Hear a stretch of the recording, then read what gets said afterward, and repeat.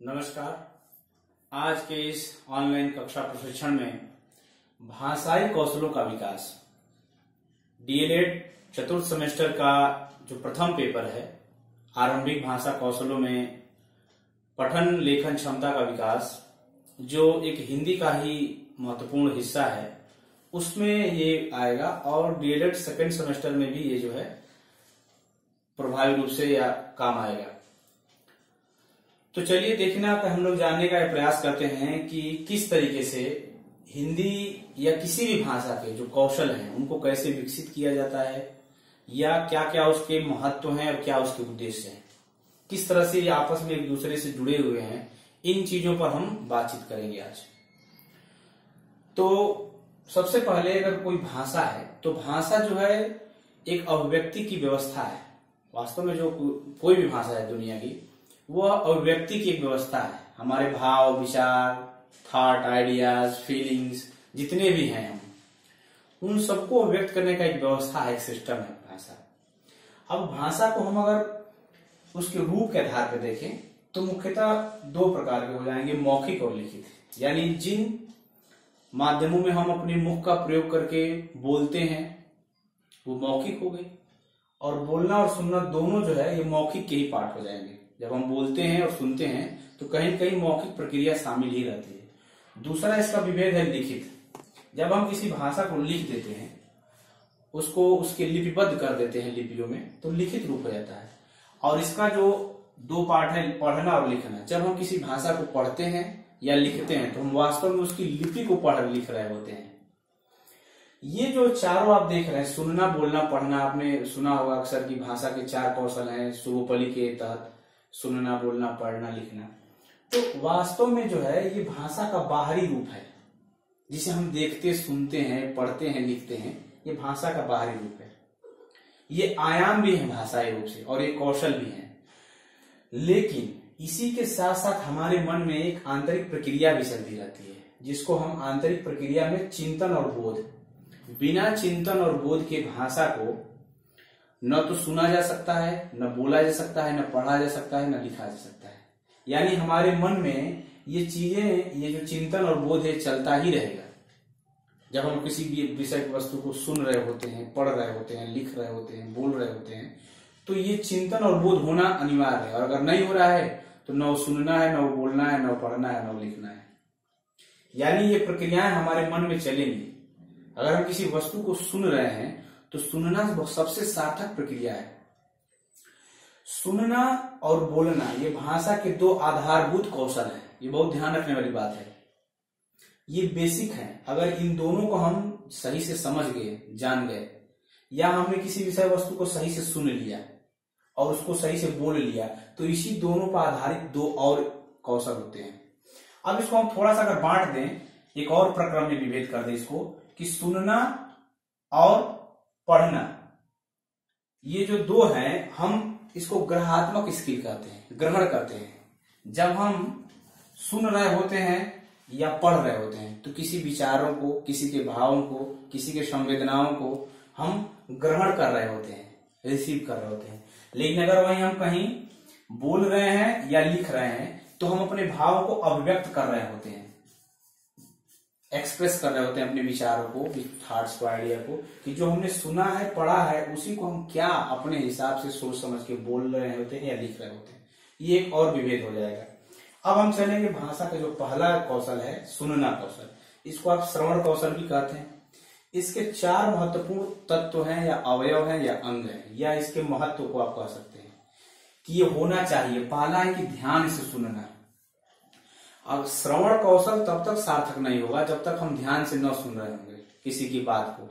जैसे अगर हम अभी बोल रहे हैं और आपका ध्यान हमारी बातों पे नहीं होगा तो उसका कोई औचित्य नहीं है।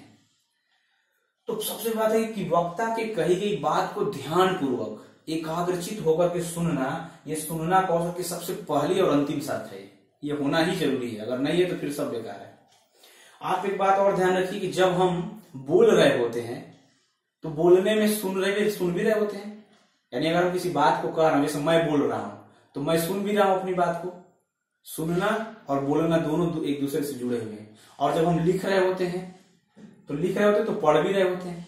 क्योंकि अगर लिखते हैं, आपने देखा होगा कुछ लोग लिखते हुए पढ़ते भी रहते हैं, अगर कुछ लिख रहे हैं तो उसको बोलते भी रहते हैं, मन में बुदबुदाते रहते हैं, बोलते रहते हैं। तो ये आपस में जुड़े हुए, इंटरलिंक्ड हैं, एक दूसरे से जुड़े हुए हैं पूरी तरह से। ध्यान से सुनना, ये पहला है। किसी भी बात को, कही गई बात को बहुत ही मनोध्यानचित, एकाग्रचित होकर के सुनना, ध्यान से सुनना है। फिर उस बात का विश्लेषण करना कि क्या यह सही है, गलत है, गलत है तो क्यों गलत है, सही है तो क्यों गलत है। इसको अपने तर्क के आधार पर, अपने प्रारंभिक ज्ञान के आधार पर उसको कसौटियों पे कसना ही विश्लेषण करना है कि कितनी इसमें सही बात है, कितनी गलत है, कितना उपयोगी है, कितना अनुपयोगी है, क्या सत्य है, क्या गलत है। इसका विभेद करना विश्लेषण करने के अंतर में आता है। अगला है टिप्पणी करना, उस पर अपने विचारों को भी बना करके रखना, सजो करके रखना कि हमारा इस पे क्या पॉइंट होगा। जैसे डिबेट होता है कहीं, तो उसमें जब हम सुनते हैं तो इन बातों पे काम करना अनिवार्य हो जाता है कि टिप्पणी भी अपनी तैयार करनी होती है, अपने कमेंट्स भी उस पर तैयार करने होते हैं कि हम क्या बोलेंगे अगर हमें इस पे प्रतिपक्ष में या पक्ष में बोलना होगा तो। फिर इसके बाद है अपना मत बनाना, अपने विचार बनाना, अपना कॉन्सेप्ट बनाना कि हम इसको, अपनी बात को कैसे रखेंगे, क्या क्या बिंदुओं को हम शुरू करेंगे। ये जो होता है अपना मत बनाना, यानी सुनने के अंदर 4 जो है बिंदु आते हैं जिसे हमें ध्यान से सुनना, कही गई बात का विश्लेषण करना, फिर उस पर टिप्पणी करना और अपना मत बनाना। अगला हम देखेंगे बोलना। बोलना, अभिव्यक्त करना, स्पीक। जब हम ध्यान से बात अब सुन लिए तो अब आएगी बारी बोलने की। बोलना सिर्फ नहीं कर, कभी कहते हैं क्या बकवास कर रहे हो, तो बोलना बकवास ना हो जाए उसके लिए हमें इन बातों का ध्यान रखना जरूरी है। क्या जरूरी है कि विचार आपके क्रमबद्ध हो, जो भी हम बोल रहे हैं वो एक सीक्वेंस में हो, क्रमबद्ध रूप से हो, कि कहां से शुरू करना है बात को और कहां समाप्त करना है, इसका पूरा ध्यान क्रमबद्धता का जरूरी है बनाए रखना। दूसरा है स्पष्ट मानक उच्चारण। अब हमारा जो प्रोनाउंसिएशन होगा, उच्चारण होगा, वो उच्चारण अवयवों को ध्यान में रख करके होगा कि किस शब्द को कैसे बोलना है। स बोल रहे हैं, श बोल रहे हैं, तो इनमें अंतर होना चाहिए आपके उच्चारण में कि सामने वाले के पास आपके जब आप बोलते हैं तो जरूरी नहीं कि आप वहां प्रत्यक्ष रूप से होंगे, हो सकता है आपका केवल ऑडियो हो, तो वो बातें बिल्कुल स्पष्ट होनी चाहिए, मानक होनी चाहिए और स्पष्ट होनी चाहिए उच्चारण में। तीसरा है बेझिझक अभिव्यक्ति। कभी कभी बात सही होते हुए भी हम जब अब हेजिटेशन करते हैं, उसमें झिझकते हैं, तो बात पूरी तरह से स्पष्ट रूप से नहीं पहुंच पाती है। इसीलिए बोलते वक्त हमें बेझिझक होकर अपनी बात रखने की जरूरत होती है, और तभी संभव है जब हम ध्यान से सुने होंगे। तीसरा है अनुतान, बलाघात और ठहराव। किस शब्द पर कितना जोर देना है, कितना बल देना है, कितना रुकना है, और कहाँ गति रखनी है, कहाँ यति रखनी है, इसका ध्यान हमें जरूरी है कि किस शब्द में कितना जोर देना है। जैसे उसे रोको मत जाने दो, उसे रोको मत जाने दो, बिल्कुल अर्थ बदल जाएगा। केवल हम एक शब्द पे थोड़ा हट के जोर दे रहे हैं, जोर हम दे रहे हैं लेकिन थोड़ा सा आगे हटा के लगा दिए। तो ये जो है हमें इसको ध्यान रखना होगा किस बात में हम कितना बल देना है, तभी उसका अर्थ होगा, नहीं तो अर्थ बिल्कुल अनर्थ हो जाएगा, बदल जाएगा, उलट जाएगा। प्रसंगानुसार भाषा गति पर नियंत्रण। किस कंटेंट में हम बात कर रहे हैं, किस संदर्भ में बात कह रहे हैं, उस संदर्भ को जानना जरूरी है। बिना संदर्भ के भाषा बिल्कुल आधारहीन हो जाएगी हमारी बात। तो इसीलिए हमें प्रसंग के अनुसार भाषा और अपनी गति पर हमें नियंत्रण रखना होगा कि हम किस गति से उस बात को कहना है। सही बात भी अगर गलत तरीके से कही जाती है तो सही होती है, और अगर गलत बात भी सही तरीके से कह दी जाए तो वो भी उसका प्रभाव होता है। आगे है उचित हाव भाव अंग संचालन। हमारा जो बॉडी लैंग्वेज है, जो शारीरिक भाषा है, ये भी एक बहुत महत्वपूर्ण है बोलने के क्रम में, हमारे विचारों के व्यक्ति के क्रम में, कि जब हम बोल रहे होते हैं तो हम अपने शारीरिक हाव भाव प्रक्रमों का बहुत ही उचित तरीके से अपनी भाषा के समर्थन में अपने हाथ हिलाने चाहिए, या अपने शरीर के जो जेस्चर है, जो हाव भाव है, उसको उसके हिसाब से रखना चाहिए। हम बोल कुछ और रहे हैं, हंसी की बात हो रही है और हम गुस्से में कह रहे हैं, तो बिल्कुल वो प्रतिकूल होगा, वो बात उतनी प्रभावी नहीं होगी। इसी क्रम में हम आगे चलेंगे। तीसरा है पठन वाचन कौशल। यहाँ पे बड़ा स्पष्ट स्थिति होती है, दुविधा की स्थिति होती है कि पठन कौशल अलग है, वाचन कौशल अलग है, लेकिन आपको बिल्कुल स्पष्ट होने की जरूरत है इसमें कि जो पठन कौशल है उसी को वाचन कौशल कहा जाता है। बल्कि जो पठन है इसी के अंदर वाचन कौशल आता है। पठन कौशल बड़ा है, बृहद है, और उसी के अंदर वाचन कौशल आता है। और इतना इसका प्रभाव है पठन को कि पूरी पढ़ाई लिखाई की प्रक्रिया को ही पढ़ाई कहा जाता है कि पढ़ाई ढंग से करो, पढ़ाई मन से करो। यानी कि पठन जो वही पठन है जो पढ़ाई की बात होती है। यानी पढ़ना इतना आजकल महत्वपूर्ण हो गया है कि बस यही कौशल चलता है, ना कोई सुनने की बात करता है, ना बोलने की बात, सिर्फ कहता है पढ़ने की बात करता है। पठन जो पठन कौशल है वास्तव में इसी के अंदर वाचन कौशल शामिल है।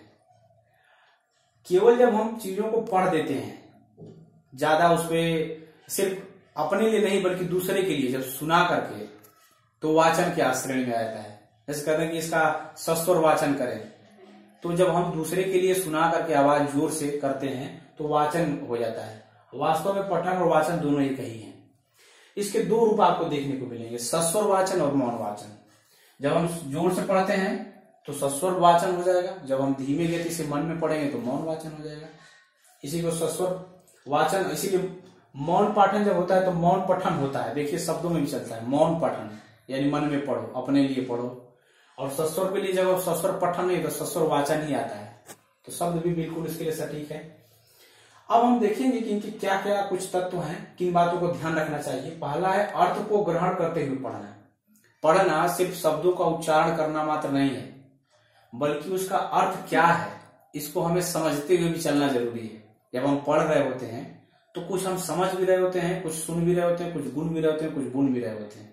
ये प्रक्रिया हमारे मन में चल रही है कि क्या कह रहा है व्यक्ति, क्यों कह रहा है, किसके लिए कह रहा है, कितना प्रभावी है, कितना अप्रभावी है। इन सारी बातों को अपने मन में हम मनन करते हैं, अर्थ ग्रहण करते चलते हैं, तब इसकी सार्थकता होगी। यानी अर्थ को ग्रहण करते हुए पढ़ने की सार्थकता का बोध। अगर हम कोई बात पढ़ रहे हैं, कोई विषय वस्तु पढ़ रहे हैं, कोई कंटेंट पढ़ रहे हैं, तो उसमें क्या सार्थक है, कितना उपयोगी है, कितना अनुपयोगी है, क्या वो हमारे लिए जरूरी है, इस बात का हमें भान होना चाहिए, हमें बोध होना चाहिए, तब तो पढ़ना है। नहीं तो सिर्फ वो मौन वाचन, मौन जो है चालन है, मुंह का चलाना मात्र है।